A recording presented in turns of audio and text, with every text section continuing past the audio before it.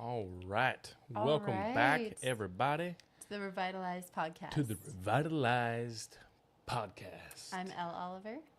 I'm Justyn. Oliver. And we're excited That is my to name. come back, for this week to go over some questions on functional fitness. We're going to be answering your questions on the fitness. You got the Absolutely. questions on the fitness. We got the answers. Of course. So On the this fitness. is of course a follow-up from last week. Last week we went over what functional fitness actually is, and of course this is the follow-up. And before we get started, as per usual, thank you again to all of our donors, Thank you, donors.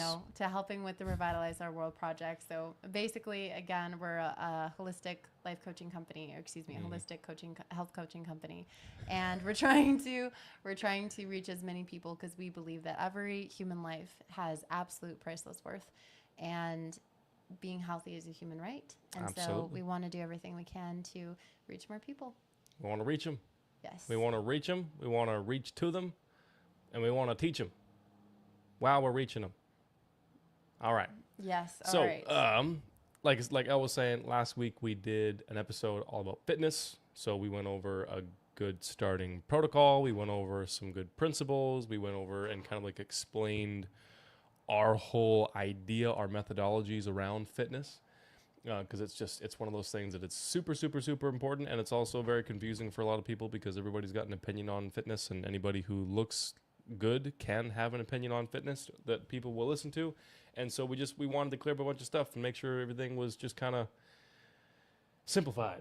Yes. Simplified your absolutely. fitness. You know what I'm saying? Absolutely. Because, truly simplicity is one of the highest forms of elegance. Honestly, like the older you get, the more life experience you end up going through, the more peace you want, the more simplicity you want, the more clarity you want. Like, we just need things straightforward, right? We need them straight and we need them forward. So we're going to go over some questions, of course. So why don't we jump right into it? So, question number one, by the way, thank you guys for the questions. We appreciate you asking questions. Questions are good because they provide us opportunities to give answers. So thank you, Internet, for asking questions. Okay, so how do I stay motivated to work out consistently? You just do it. All right, Wow, question two. That's a great. That's awesome. That's awesome. Really, I think the most important thing that you have to find is your why. And the thing is like we've seen in the fitness and wellness industry, people have strong whys, but they were toxic, right? For example, there is some self-loathing going on, and that was motivating for them to stay consistent, for them to get results. And unfortunately, that's way more common. Having a strong enough why that's very positive, that you really find important enough to you where you can stay consistent, is something that a lot of people can have difficulty discovering, for sure. Not everyone, but some people can. And, I think it's just the reality is a lot of people are, conditioned to think more on the negative side, conditioned to react based on like fear or insecurity or this or that. But, when we're talking about health and fitness being a part of it, then we want to be motivated by what we don't want, yes, but also what we do want. But, to think about it in a way where it's going to benefit us long term, and in a way where we're being, where it's actually healing to us. Because, fitness, it can be very, very healing. It helps you recognize how capable you are and everything like this. And so to stay motivated, you need to have something that is truly important enough to you and bigger than yourself. A recent woman that Justyn and I signed up, for example, her most important thing for her staying consistent, and she has a kid and she's a single mom, and yet she makes sure that she goes to an MMA class 3 times a week with a full-time job. So that's pretty impressive. And why? It's because she knows that she needs it for her health, for her wellness, for her mental clarity, and also for her future, for her family. And the thing is, it's like, yes, there's things that we want to, improve on, like in our physique or something like this. But if that why is strong enough that it's not temporary, then that will keep us going for a very long time. Totally. Yeah. So that was a bit of a rave, but well, and a lot of it too is going beyond just the surface. Sometimes people make a decision to get a gym membership after they see some really jacked kid on Instagram. Sometimes they wake up and they have a realization like, oh man, it's been a year since I did anything active. You know, I should really get my crap together. So a lot of the time people make split second decisions, sorry, when it comes to fitness. And if you watched the episode last week, you know, we see fitness as not just a program or like a habit or something like that. It's just a part of the way that you live. It's like putting gas in your car. You have to do it. You know, it's just a part of basic human living. And if you just stick with the surface level stuff, you want to get lean, you want to build muscle, you want to have a big lift in the gym, something like that. Those are really cool. Don't get me wrong, but that is not going to motivate you like picturing yourself when you're 80 years old and not being able to get up out of the couch to play with your kids because your hips and your knees don't work versus still being able to run on the trails. You know, two very different lifestyles. And the older you become, the more important your physical capabilities are just for day-to-day life. You know, everything becomes harder as you age. Everything becomes a little slower as you age. And if you don't understand that now, eventually it's going to come to the point where it just becomes exponentially harder than it should be to get to that place when you're in your golden years, when you're passing 60, when you're passing your middle age. And, you know, it's tough. It's a lot harder than it should be. So I think the simplest answer is just if you expand your time horizon and you think of something or a reason or a goal that is more important than just the next 6 months, you'll find that it's really easy to stay consistent with fitness as long as you have a half decent program. Because, you know, what are you going to look like when you're walking your daughter down the aisle? What are you going to feel like when you have your 50th birthday? Who's going to be around you, and what kind of things you're going to go be able to do when you're on vacation next year? Are you going to have to say no to going on the hike or going on the boating trip or going on the kayaking excursion or going on the waterfall adventure because you just can't make it?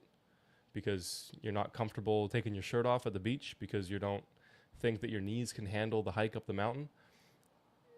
And if you start to think like that and realize fitness is just a measuring stick for what your body is capable of instead of just how you look or just how much you lift or just how cool you are in the gym, it makes things a lot easier. It's just a little bit about changing your thinking, you know. And at least for me, that has been something that's really made a big impact, because you look at any of the coolest, greatest, most awesome feats of athleticism or strength or like physical capability ever. You look at like a warrior from history, you look at an athlete from modern times, you look at a fighter, a power lifter, an NFL player, a boxer, and Buster Douglas. This dude wasn't fighting Mike Tyson. He was fighting the death of his mom. Like, nobody could have beaten him that night. Doesn't matter how good Mike was. You know, any feat of strength or athleticism or anything has always come from an incredibly powerful why that was something outside of just you or how you looked. Like, that's nice. It's great to have a six-pack. It's cool to have a bicep vein.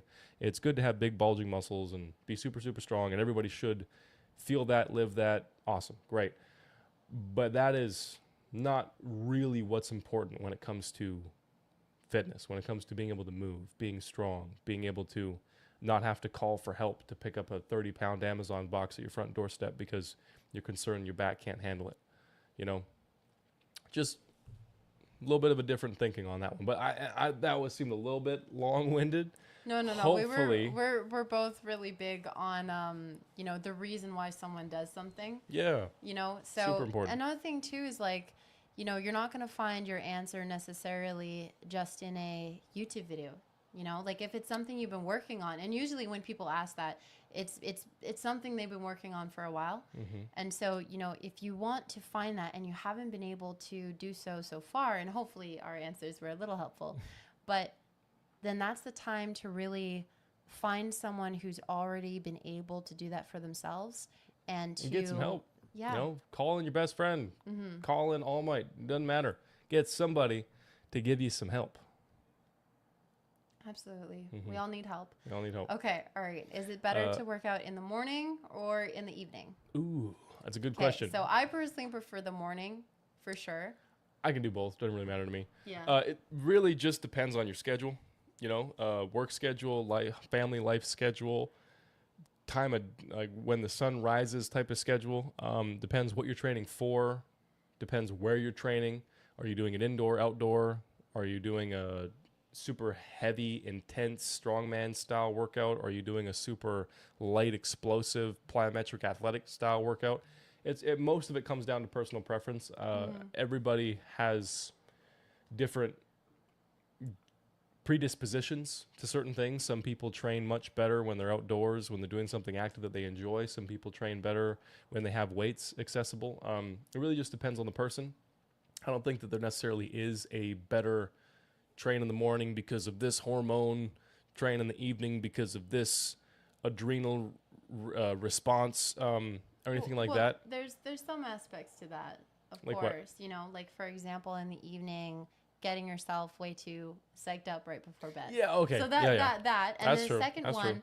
the second one, oftentimes, and I know this mostly from it's more so a case for women, but sometimes when women wake up in the morning, instantly it's like cortisol. Okay, I gotta do this, I gotta do this, I gotta do this, I gotta do this. And so like they are already amped up a bunch. And so when you're already super amped up and very stimulated, and then you add on an exercise like without eating, and then maybe it's like more so cardio than strength. And in that effort to work out, it's because you really want to look good, because maybe it's coming from a place where your whys it is a little bit more on the negative side than the positive side.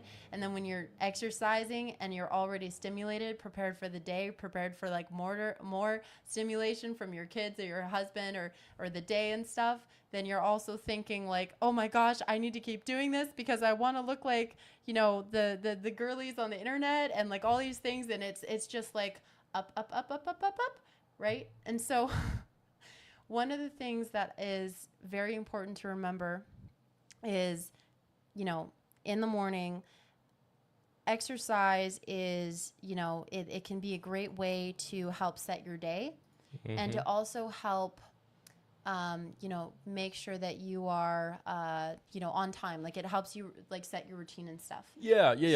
So what I was answering was specifically getting more or less benefit from the actual workout. But what you're talking about is just what fits best into the routine, into the consistency, what feels the best, all those kind of things. No. It's more like it's more like, because the question was, is it better to work out in the morning or in the evening? For certain women, it might be better to try to do it more so in the evening, or for someone, it may be better to do it in the morning. Because there is That's an what I was aspect. saying. Oh, okay. Yes, but hold on. But you didn't. I'm holding. I was I'm specifically holding. adding context from a female perspective. Okay. That's what I was doing. Now, so one thing you can do, okay, and some women say that they feel great, for example, working out on an empty stomach. I'm not here to tell you how to feel or anything like this. But one thing you can do is, if you aim to have at least around 15 grams of protein and 30 grams of carbs in the morning. So you wake up, you brush your teeth, you have your water, and then you have a little something, okay, just to help like kind of, bring down the stimulation a little bit, right? Because food, it has an element where it can be a little bit calming, a little bit grounding. It kind of helps you to take a second to breathe. And then hormonally wise, there's also benefits with that, to having a little something before you work out, for sure. You don't need that much. Some people think you need a huge load or something like that, or you have to have like a full breakfast before you work out, or people are they vary across the boards when it comes to opinions. But anyways, the biggest point that I'm trying to make is pay attention to your stress levels, right? Because exercise can be a way to relieve that stress, but we don't want it to be something that adds to that stress. So there's certain things that you can do to help mellow yourself out a lot. So for example, like I was saying, cardio is excellent, but if you do a little bit more strength training or you go a bit harder with the cardio, like for example, you do sprinting or something like this, where it's challenging enough where it actually has like a relaxing effect to it. Does that make sense? Yeah, makes sense. Yeah, sure. Because we don't want to add to the stress of the day. Right. I mean, I would say probably short answer is whatever routine or style is going to keep you consistent with it is much more important than just trying to optimize and find the best possible thing ever.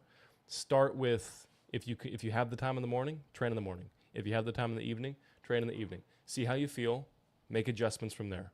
If it's working well after a few weeks, stick with it. If it's not working well after a few weeks, consult somebody who knows what the heck they're doing and figure out what we could change, what we could adjust, what we could modify, what we could make better, what we could take out, what we could put in, and you build over time. We were having, this is off topic, but we were having an evaluation with a lady today, and we're getting asked some questions about nutrition and nutrition plans and meal plans, all these kinds of things.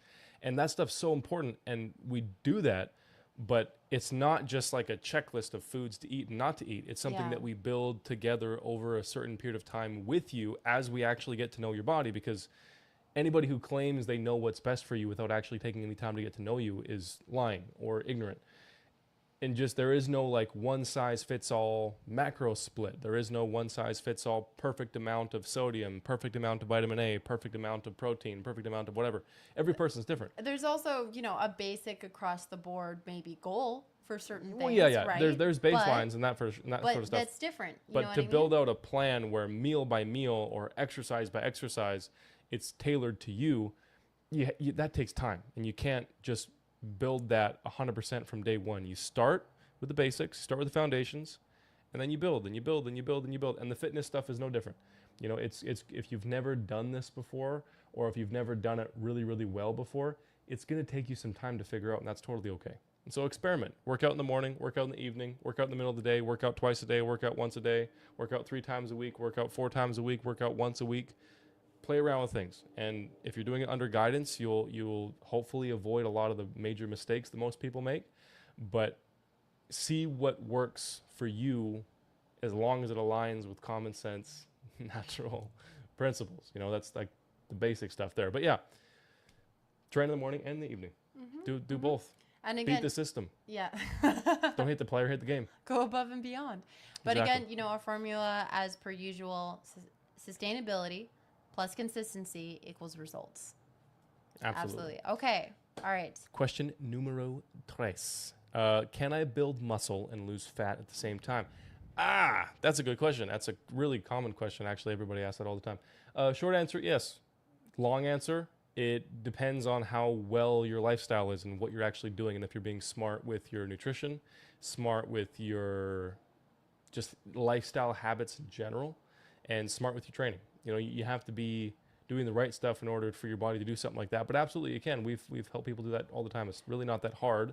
You just have to know what you're doing. So we have to go back to the basics. So first of all, when it comes to training, what actually grows our muscle is stimulating hormones, stimulating controlled stress, stimulating a need for growth because of momentary muscular failure, because of time under tension, because of hypertrophic responses, all these different things that these sciencey people talk about. All that stuff in one way or another stimulates hormones to go up, go down, spike, lower, stay high for a long period of time, stay high for a short period of time. All these different growth hormones that we have, HGH, testosterone, progesterone, all these different things, they're all involved in one way or another in the growth mechanism. And so when you train, you can stimulate growth even if you're in a calorie deficit, even if you're going through a detox and you're shedding unnecessary fat, even if you're, doing things that can lower your body's mass, as long as we're not targeting muscle. So like if you're trying to ask if you can be in a big cut type deficit, you're 300, 400, 500 calories below your surplus and you're already fairly lean and you want to go from like 15% body fat down to like 9% body fat and you want to put on 5 pounds of muscle at the same time, probably not.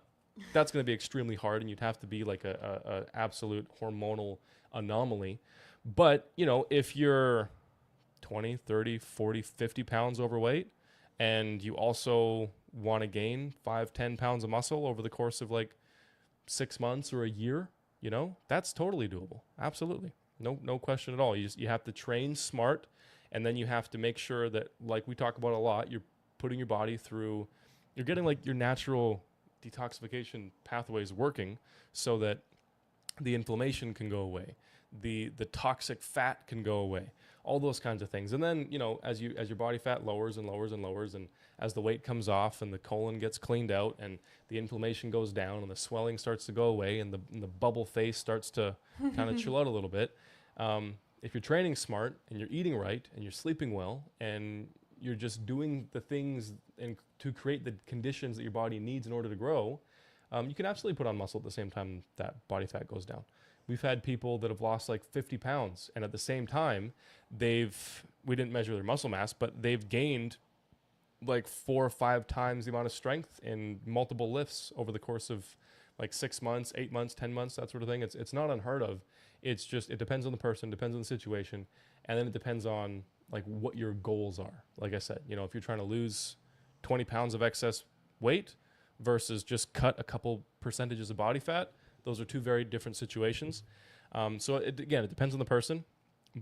But hopefully that answered the question. Yes. Hopefully. You did a great job, for sure. All right. For sure. I know, right? It's like every question out there, like, oh, well, it depends on like on this. Yeah. But that's why we got the academy, you know, because you can ask follow-up questions, and our team gets time to know you as a person and know your situation, and so we can apply our answers to you, not just to a generalized question. Right. Anyways.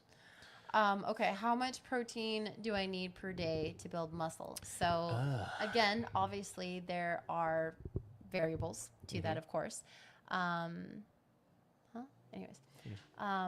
So the thing is like, you know, you can definitely figure out like a good amount of protein based on your weight and your lifestyle and this and that. But certain things that are really important to take into account is, you know, the other nutritional aspects of, you know, when it comes to your diet, right? And the thing is like people focus so much on just trying to hit that number, and that can get in the way of them actually absorbing like what they're eating, right? So there's just like how, of course, anyone can understand that there's a difference between, you know, the meat from a McDonald's burger versus the, you know, a meat that you get from a rancher. So what we're talking about, and the core of the answer is just eating enough of the food is one part of it. Yeah. It's a really important part. You have to actually have enough going in order for your body to do anything with it. But at the same time, it's also how much are you actually able to absorb, because a lot of the time people assume that if they're eating 100 grams of protein, 150 grams of protein, 200 grams of protein every day, that's what their body's using and growing and building from, and that's not always the case. Most of the time it's not. And so digestive efficiency is just as important as making sure the numbers look good on paper or in Chronometer or in your meal plan. And so your macros, your micros, your calories, all those things got to be figured out. But then also we have to make sure that your digestive system can handle the foods that you're giving it and actually use those nutrients, break them down fully. All your proteins getting converted into amino acids and then getting digested well and then getting distributed out throughout the rest of your body and all this kind of stuff. And that it's a bit more nuanced. It's a bit harder to track. You can't like measure necessarily how many grams or how many individual amino acids got used in protein synthesis to make your biceps bigger. A great way to know is definitely based on like how you feel. Yeah, especially for sure. Your energy. But the things that you can control is, you know, improving the quality of your foods, the protein, carbs, fats, vitamins, whatever. The higher the quality of the food, almost universally, it's going to mean you have a better chance of digesting more of it. That's just across the board. Improving the way that you prepare and process those foods. So there's a difference in how your body digests a 16-ounce steak, 2 different steaks, same cow, when one is rare, medium rare, cooked in a barbecue, cooked in a grill, in a skillet, whatever, or if it's cooked well done and it's been baking in an oven for forever after it was what's the word I'm looking for? Sauteed. No. What is it? Seared. Thank you. Wow. It was like at Holy, the same time. I just lost a couple manhood Baby, points okay. there. It's okay. You'll get them back. It's okay. Thank you. And so those two steaks, even if they're taken from the same cow, both grass-fed, both same cuts, like they're going to digest differently because the heat and the time it was cooking and all these different things affected the structure of that protein. It denatured the protein. And so by the time it gets into your system now, it's not as easily digestible by your body. You have to use more enzymes. You have to use different types of bacteria. It takes longer for the digestive process to happen. And so you got to burn more resources to get the protein from that meat, get the vitamins, get the minerals from that meat. So there's a lot of different factors in that. But if you just generally follow good, healthy principles with your food choices, food preparation, portion size, you're working on fixing, chronic digestive issues that you have. You're working on your gut microbiome. You're making sure you learn what enzymes are. You're taking time to just understand how the digestive process works in general so you can do anything about it.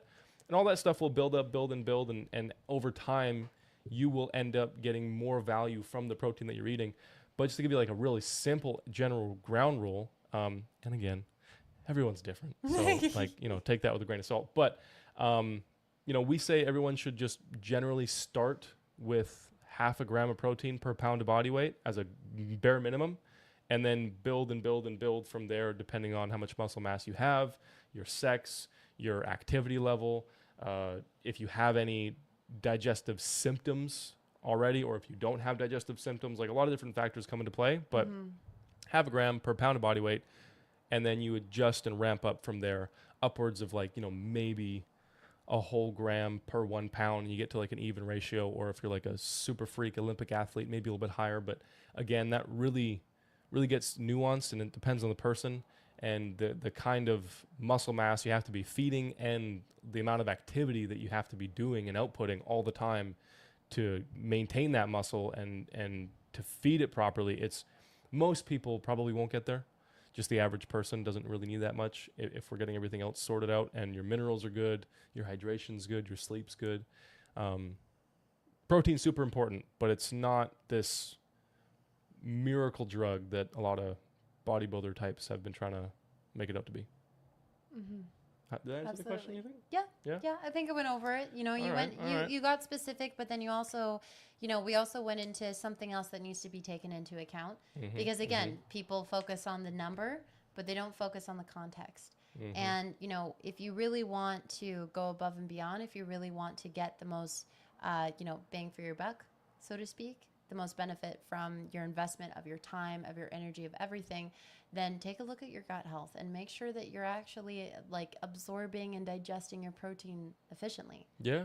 And the time it takes you to digest food, how long you feel full for afterward, how sluggish you feel afterward, if you have energy drain afterward, if you have gas, bloating, pains, if it affects your bowel movements, if it affects your mental clarity, all these, a lot of different stuff that you can just, if you know to be aware of them, you can monitor in your own life. You don't need lab work or blood work. You don't got to go down to South America and get some body scan.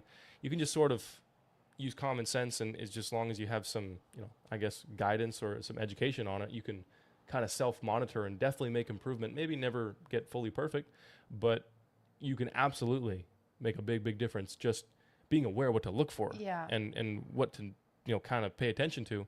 And then also actually just in general, paying attention is always a positive in life.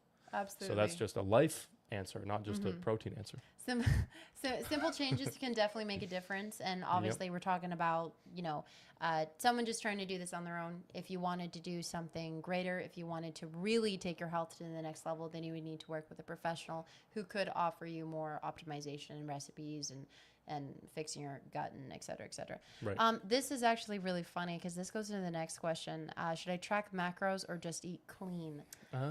Yes, it's very the same way that people focus so much on macros is very similar to a degree, to the same thinking behind eating clean. And the difference is, the one thing I do like though is that when people focus on eating clean, they at least avoid or very well limit ultra processed foods, which is good. Mm-hmm. When people only focus on macros, sometimes they don't do that. They just focus on the macros.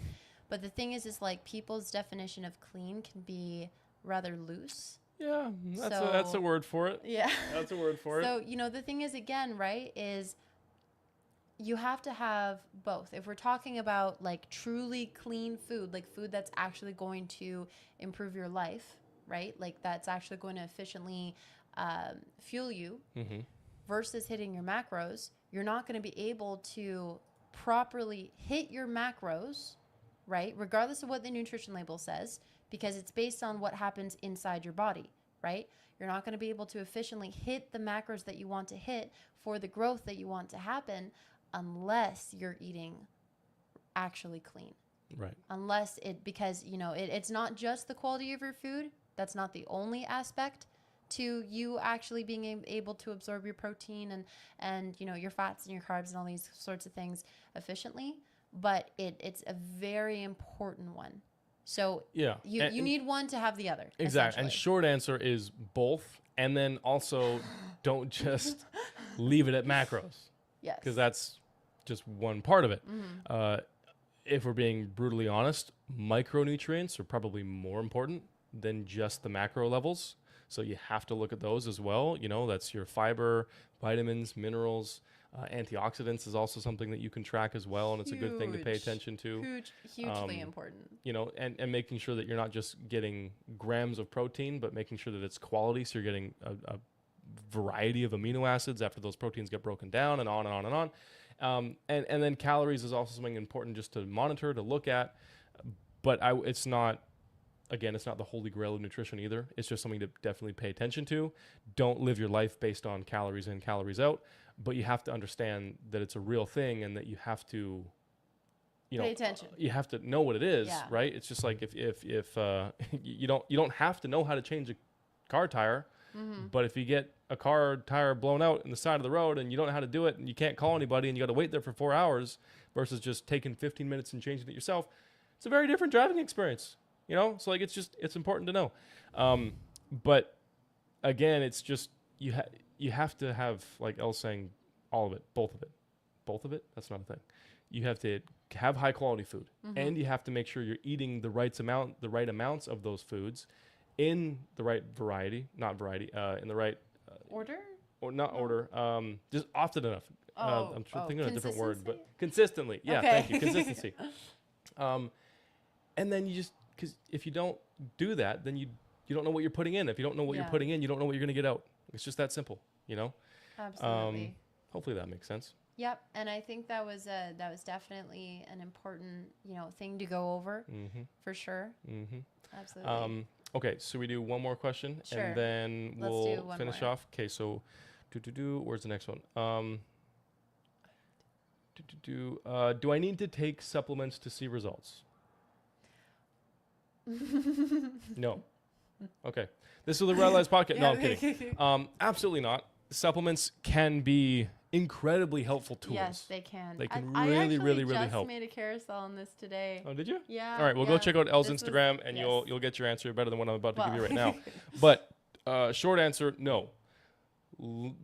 Better answer, they can be extremely helpful tools if you know which ones to use, if you know why you're using them. I mean, like, guys, the amount of people that we talk to that give us their supplement stack and we ask them, why are you taking this? What have you felt from it? And 8 out of 10 of them don't have any freaking clue what the supplements even are. They just heard that it was good, or it got recommended to them by some clerk at a grocery store, or they saw an ad online, or they saw an influencer promoting it, and they don't actually understand what it's supposed to do, what it takes to find a good version of that thing, or how they're supposed to feel from taking it, or what benefits they're supposed to have.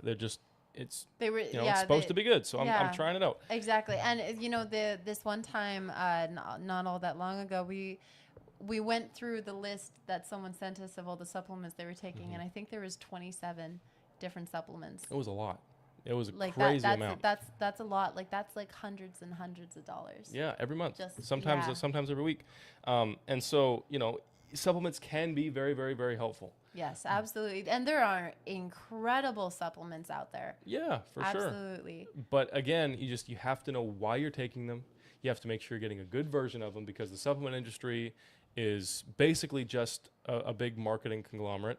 And because of how uneducated most people are on this stuff, just due to how confusing the information is out there these days, everybody's got an opinion, and nobody knows whose opinion is right. And so, and most supplements, up to like 90%, have at least one synthetic ingredient in them. Yeah. And that can definitely get in the way. And the thing is like, with a lot of the ways that these supplements are formulated, they're not formulated correctly. Mm-hmm. You know, your body is used to whole foods. It was designed, and, you know, us as a species have been used to whole foods for thousands of years. So when you alter something genetically to that, you know, degree, something that's supposed to be a nutrient, and then you put it at a high concentration, if it is not properly combined, it's going to, it could have, you know, side effects such as not working. Or, you know, that's a big side effect. That's a big side effect. Another side effect, wasting your money. Yep. That's another big side effect. Wasting your time. Yep. Yeah. Changing the color of your pee for no good reason. Exactly. And also, you know, sometimes they can accumulate in your body as well, some of those ingredients. Generally, supplements are fairly safe. Yeah. But also not generally recognized as safe. I didn't mean to do that, but that's hilarious.